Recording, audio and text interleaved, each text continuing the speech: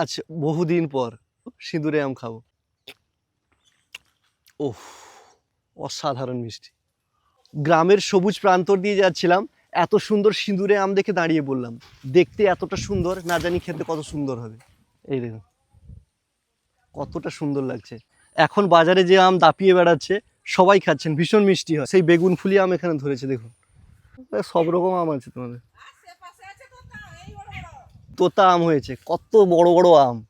Just কল্পনা করুন, সবুজ গ্রামের নির্জন প্রান্তরে ছোট্ট একটা কুঁড়ে ঘর আর ছোট্ট একটা পুকুর। এমন সুন্দর অজানায় হারিয়ে যেতে চায় আমার অবুঝ মনটা। আমাদের ছোটবেলার কথা মনে পড়ে যাচ্ছে। ছোটবেলায় আমাদের একটা ক্রিকেট টিম থাকতো, তার মধ্যে একজন ইনফরমার থাকতো। তার কাজ হতো কাদের বাড়িতে পাকা পাকা আম হয়েছে খবর দেওয়া। এবারে সে খবর দিত, আমরা সবাই মিলে এই দুপুরবেলা ক্রিকেট খেলার শেষে চলে যেতাম। তারপর সেখানে গিয়ে আম সাবার করে দিতাম।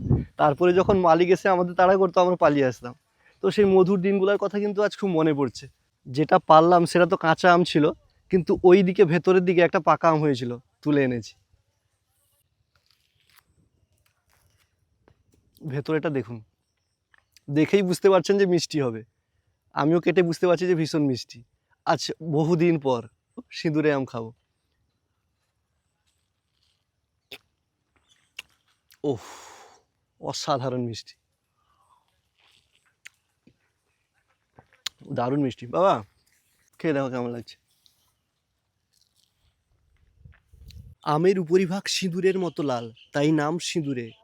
খুব মিষ্টি হয়েছে। খুব মিষ্টি হয়েছে। হ্যাঁ। আচ্ছা ঠিক আছে।